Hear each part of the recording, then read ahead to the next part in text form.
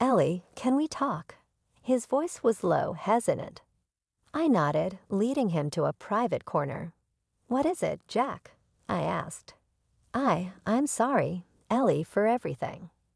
I was wrong, so wrong. Can you ever forgive me?" His eyes searched mine, looking for a hint of the softness he once knew. "Jack, I forgave you a long time ago, for my sake, not yours. But forget and forget are two different things. What we had is over, and it's staying that way." He nodded, a resigned slump to his shoulders. "Can I see Danny? I want to try to be a part of his life again." I hesitated, thinking of our son who had grown so much in the absence of his father. "I'll talk to Danny about it. If he wants to see you, then I won't stop him. But it'll be his decision." Later, when I asked Danny, he shook his head, his decision firm. "I don't know him, Mom. I don't want to." Jack had made his bed, and now he had to lie in it, far away from us. In the meantime, the salon grew into a chain. I wasn't just fixing nails anymore. I was setting standards in the beauty industry. The profits were more than I ever dreamed, but what truly fulfilled me was planning to open a network of schools teaching manicure techniques. Danny, now in high school, had taken up art, his talent blooming under the care of his teachers and his proud mom. Watching him at his easel, brush in hand, creating worlds more colorful and kind than the one we'd fought so hard to mend, I knew I'd made the right decisions. My boy was going to be all right. We both were. My name's Ellie, and if you were to look at my life now, you might not guess where I started. Born to a family that had more love than money, I learned early to stand on my own 2 feet. College was a dream too expensive to entertain, so straight out of high school, I was ringing up groceries at a local store. I turned 25, still punching that same clock, dreaming of something, anything that might break the monotony. That's when Jack walked into my life. It was at a casual thrown by mutual friends. He had that easy smile and a way about him that just, I don't know, made you want to be around him. "Hey, I'm Jack, and who might you be?" he said, leaning against the kitchen counter with a beer in hand. "I never leave mine." "Ellie," I replied, trying not to show how his gaze made my heart race a bit. "Just Ellie, huh? Sounds like there's a story there waiting to be told." His charm was something else. He wasn't like the guys I knew who mostly just grunted their way through conversations. Jack actually talked, laughed, and listened. We hit it off that night, talking about everything and nothing, until the party dwindled, and we were left under the dim porch light, reluctant to say goodbye. "You know, Ellie, I haven't had this much fun talking to someone in a long time." "Can I see you again?" he asked, his tone hopeful. I nodded, feeling that flutter of excitement you get when something new begins. "Yeah, I'd like that." And see each other we did. Dates turned into a steady thing, and our steady thing turned into love. Or at least I thought it was love. 2 years later, Jack proposed at that same friend's backyard, under a sky lit up with stars. It was simple, no grand gestures, just him and me and a ring that he was shaking to put on my finger. "You're it for me, Ellie. Marry me." Of course, I said, yes. I thought this was it, my happily ever after. The wedding was a modest affair, but filled with laughter and dancing. Our little apartment became the cozy nook of the world, where we planned a future and built a life. Or tried to, anyway. Life doesn't always give you what you want, but sometimes it throws you exactly what you need. That's what I kept telling myself when I found out I was pregnant. It wasn't planned, but then what good things in life are. I remember the morning I found out. The bathroom was steamy from my shower, and there I was, staring at a little stick that was about to tell me my future. Positive. My heart did somersaults, excitement, fear, joy, panic, all of it mixing up inside me like a storm. Breaking the news to Jack wasn't easy. I knew money was tight and babies. They don't just need love. They need diapers, clothes, and 1,000 other things we hadn't saved up for. But this felt right, if only to me. I waited for Jack to come home that evening. He was late again. The clock ticked too loud as I rehearsed what to say. "Jack, we need to talk," I started, my voice shaky. "What's up?" he asked, barely looking up as he dropped his keys on the table. I took a deep breath. "I'm pregnant." Jack froze, his eyes finally meeting mine. There was a silence, heavy and thick, before he finally spoke. "Pregnant, Ellie? How did this happen?" I almost laughed. "Well, you know how it happens, Jack. I was careful, we were careful, but sometimes life has other plans." He ran a hand through his hair, looking around the room as if he'd find some answer or escape scribbled on the walls. "We can't afford a baby right now. Ellie, we just can't. Things are tight as is." I felt a sting in his words, but I pushed on. "I know money's tight, but we can make this work. People do with much less, and I want this baby, Jack. I want this more than anything." Jack shook his head, frustration lining his face. "It's not just about money, Ellie. It's about us. Are we even ready to be parents?" I looked at him, really looked at him, trying to find the man I married in those troubled blue eyes. "I am. I'm ready. I can do more work, more. We can figure this out. Please, Jack, say you're with me on this." He didn't answer right away. Instead, he walked over to the fridge, opened it, and stared inside like he'd find some wisdom next to the leftover takeout. Finally, he shut it, leaned back against the counter and sighed. "Ellie, I'm not saying no because I don't love you or the idea of a family with you. But think about our lives, how we struggle with just the two of us. Bringing a kid into this mess doesn't seem fair." I felt tears prick at my eyes, but I blinked them back. "Life's never fair, Jack, but it's ours to make better. I'm having this baby with or without your blessing. I'd rather it be with, though." Jack looked at me, then really looked at me, as if seeing me for the first time. "You're really set on this." "Yeah, I am." The birth of our son Danny should have been the happiest moment of our lives. But for Jack and me, it was the start of the hardest times. Jack's absence grew more noticeable every day. He was either at work or just not there mentally. When he was home, I remember one evening a few months after Danny was born. I was rocking him back to sleep after a late-night fuss. Jack walked into the nursery, his face shadowed and tired. "Ellie, we need to talk," he said, barely above a whisper. I looked up, holding Danny a bit closer. "What's up?" My voice was tired, worn out from nights of little sleep and days filled with too much alone. "It's about this." He gestured vaguely around the room, his face strained. "It's about us, about me. I can't do this. It's too much." I felt a chill run down my spine. "What do you mean you can't do this? Talk to me, Jack. What's going on?" Jack paced a few steps, then stopped, facing away from me. "I'm just overwhelmed. I'm always at work, and when I come home, there's just so much noise, so much need. I thought I could handle it, Ellie, but I can't. I'm not cut out for this father stuff." His words stung, but they weren't a surprise. I'd seen it, the distance, the disconnect. "So what are you saying? You want out. You want to leave your son?" "No, not leave." He struggled to find the right words.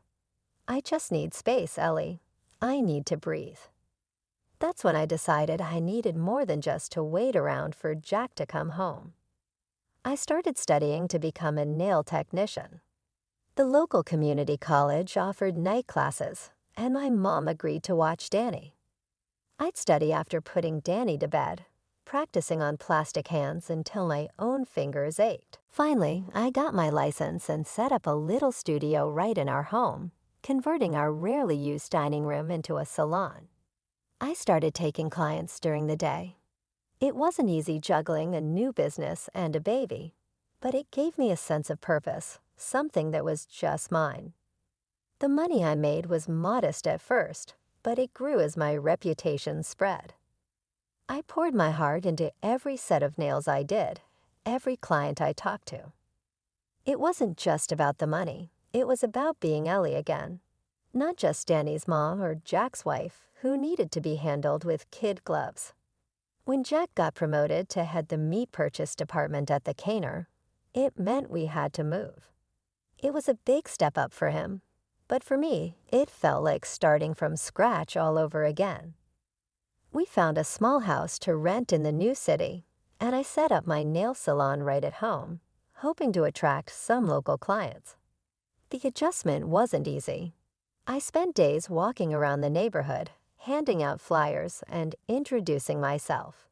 Slowly, clients started trickling in, drawn in by word of mouth and my promise of a neighborly touch in their beauty routines.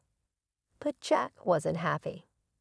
One evening, after I'd finished with a client, he burst out, "Can't you take that stuff somewhere else? The house is always dusty, smells of your chemicals. I can't even relax in my own home." I was wiping down my table, and I stopped, looking at him. "This is how I make our living too, Jack. My clients are important to me." "Yeah, well, it's annoying," he snapped before storming out, leaving me standing in a silent house that suddenly felt too small for the both of us. Despite the rough start, my salon began to pick up. I was making good money, enough to think about renting a space outside our home.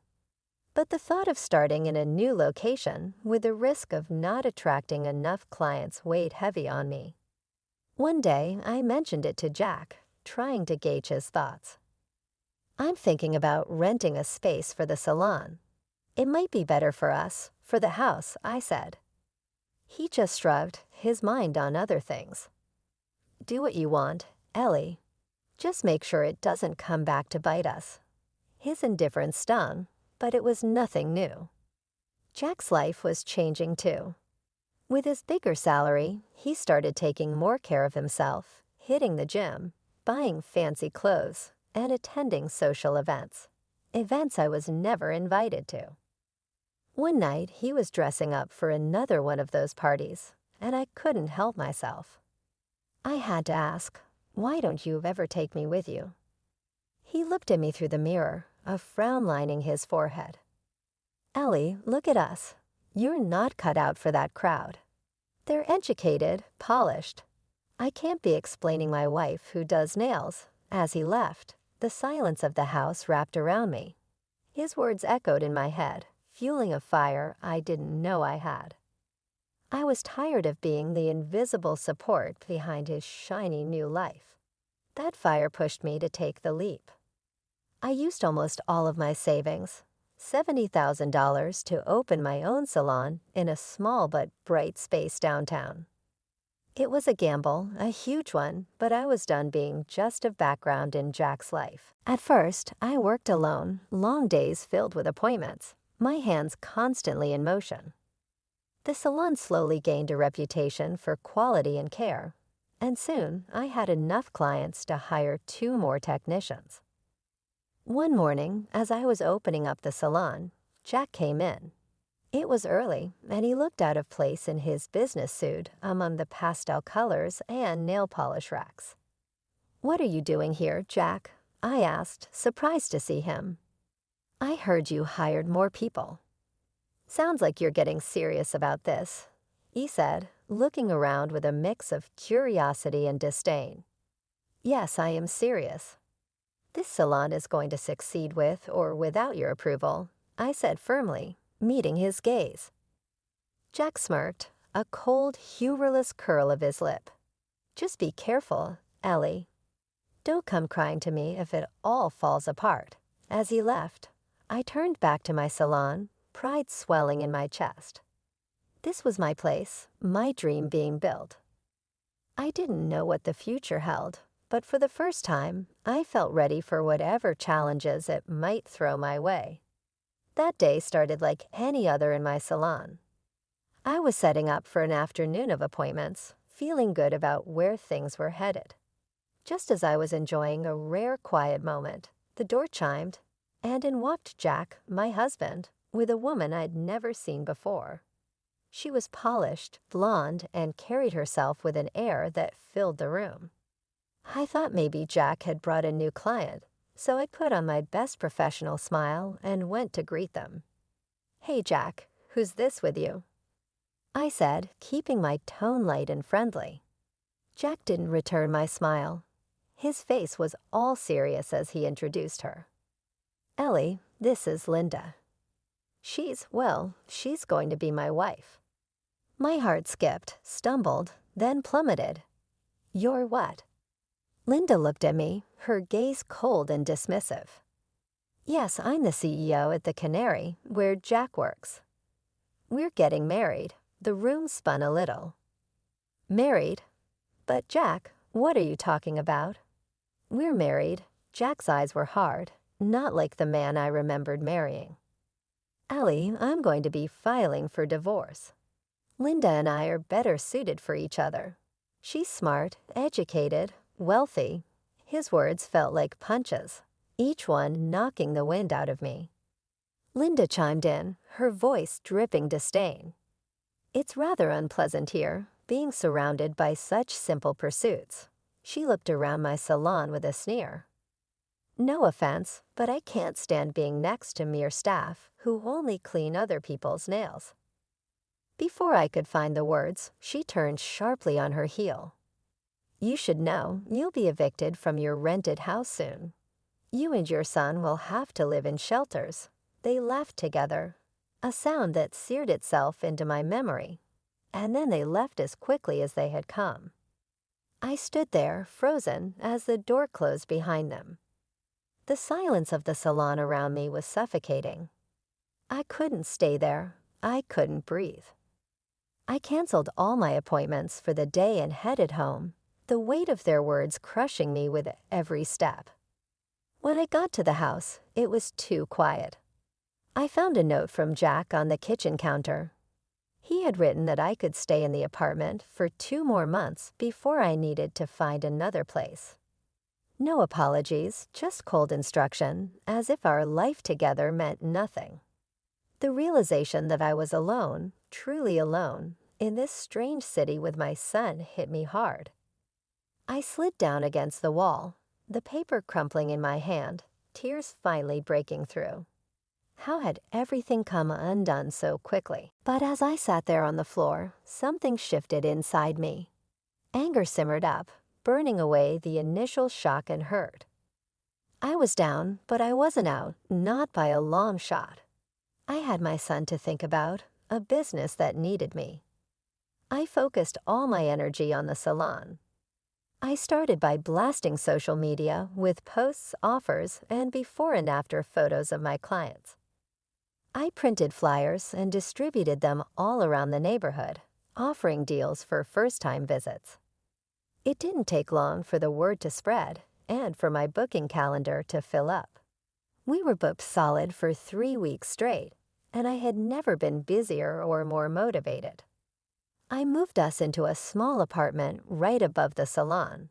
It wasn't much, but it was ours, and it was enough.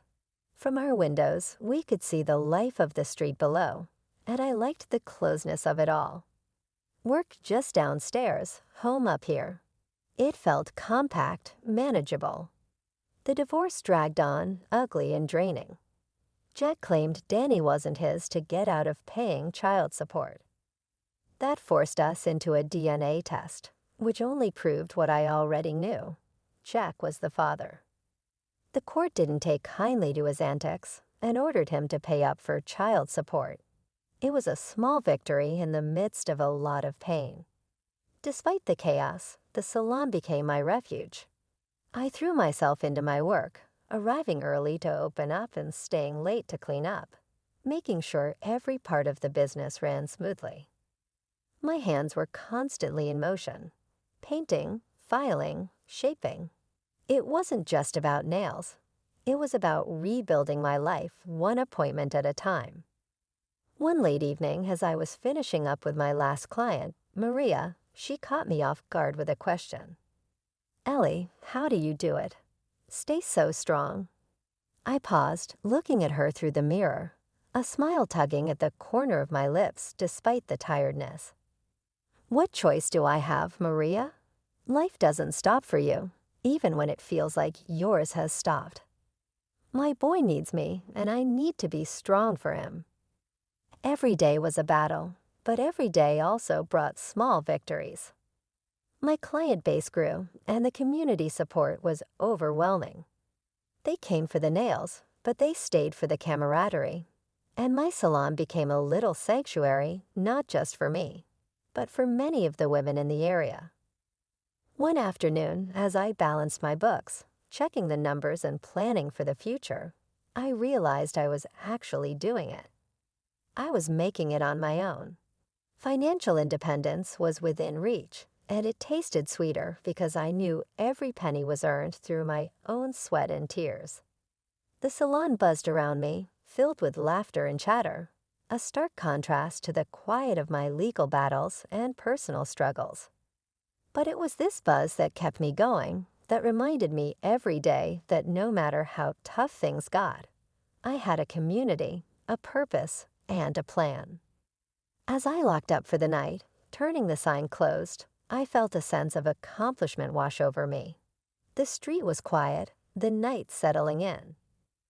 I looked up at the apartment windows where Danny was probably asleep by now, and I felt a surge of determination. It was a regular Tuesday morning when the peace of my salon was disrupted by Laura, one of my regulars who lived in the high-rise across the street. She burst through the door, a look of distress etched across her face that I hadn't seen before. "Ellie, you won't believe what they're doing now," she gasped, clutching her purse tightly against her chest. "What's happened, Laura?" I asked, my hands pausing on the nail file I was holding. "It's the Canary, your ex's place. They've dumped a whole busload of illegal workers into our building, and now they're planning to set up temporary housing right in the park next door." Her voice was shaky, tinged with anger and worry. The news hit me like a truck, not just because the park was where the neighborhood kids played, including my own son, but because of the sheer disregard for our community. My salon's clients, who were already seated and overhearing our conversation, began murmuring among themselves, their faces clouding over with concern. At that moment, something inside me clicked. I couldn't sit back and let my neighborhood be overrun and unsafe because of the Canary's irresponsible actions. I also saw a chance to right some wrongs Jack had helped bring about. "I'll tell you what we're going to do," I began, my voice growing firmer as I spoke to the room. "We're going to stand up to them. We're going to show them that they can't just push us around. We live here. Our kids play here. We matter."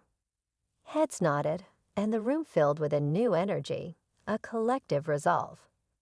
"I'm going to organize a meeting here tomorrow. We'll plan our next steps. Tell your neighbors, bring your friends. We're in this together," I declared. Over the next few days, I turned my salon into a makeshift community center. We created signs, drafted petitions, and planned peaceful protests. I led the charge, fueled not just by my civic duty, but by a deep-seated desire to challenge Jack and the destructive path he was part of. Then one afternoon, as we were preparing signs for another rally, Jack showed up at the salon, Linda in tow.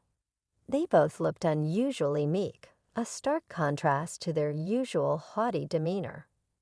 "Ellie, can we talk?" Jack asked, glancing around at the bustling salon-turned-activist hub. I stepped closer, crossing my arms. "Sure, Jack. What's so important?" He glanced at Linda, who hesitated before pulling out an envelope. "We want to make you an offer, Ellie. This should cover all your troubles. Just stop this protest. Let the Canary do its business." I peeked into the envelope she handed me. It was filled with $100,000. My heart raced, but my resolve didn't waver. You think you can buy me off? Buy off our safety and well-being? I scoffed, pushing the envelope back into her hands. You can keep your dirty money. I'm not stopping until you pull back your plans for the park and treat your workers right. Jack's face hardened. You're making a big mistake, Ellie. No, Jack, I shot back, a steely edge to my voice. The only mistake was thinking you could come here and push us around. I suggest you take your offer, turn around, and get out of this city while you still can. Linda, her face a mask of disbelief, turned on her heel, with Jack trailing behind her. They knew they were defeated, at least for now. It all escalated when Jack and Linda, blinded by greed, began tearing down trees in our local park to build housing for illegal workers. I couldn't just stand by. I took to social media, aired the issue on local TV, and the uproar that followed was louder than anything our town had ever seen. The story caught fire, and soon even the governor was knocking on our door, or rather the canary's door. The state sent inspectors and the immigration service, who found more wrongs than rights. The plant was slapped with fines so steep that Jack and Linda's empire crumbled under the weight of legal debts. They were forced to sell the factory, and the new owners turned it around, offering legitimate jobs with decent pay to city residents. As for me, the community started calling me a hero, though I never felt like one. I was just a woman who loved her neighborhood enough to fight for it. 2 years after the dust had settled, Jack showed up at my salon. He was a shadow of the man I once knew, tired, older, and worn down by his choices. Ellie, can we talk? His voice was low, hesitant. I nodded, leading him to a private corner. What is it, Jack? I'm sorry, Ellie, for everything. I was wrong, so wrong. Can you ever forgive me? His eyes searched mine, looking for a hint of the softness he once knew. Jack, I forgave you a long time ago, for my sake, not yours. But forgive and forget are two different things. What we had is over, and it's staying that way. He nodded, a resigned slump to his shoulders. Can I see Danny? I want to try to be a part of his life again. I hesitated, thinking of our son who had grown so much in the absence of his father. I'll talk to Danny about it. If he wants to see you, then I won't stop him. But it'll be his decision. Later, when I asked Danny, he shook his head, his decision firm. I don't know him, Mom. I don't want to. Jack had made his bed, and now he had to lie in it, far away from us. In the meantime, the salon grew into a chain. I wasn't just fixing nails anymore. I was setting standards in the beauty industry. The profits were more than I ever dreamed, but what truly fulfilled me was planning to open a network of schools teaching manicure techniques. Danny, now in high school, had taken up art, his talent blooming under the care of his teachers, and his proud mom watching him at his easel, brush in hand, creating worlds more colorful and kind than the one we'd fought so hard to mend. I knew I'd made the right decisions. My boy was going to be all right. We both were.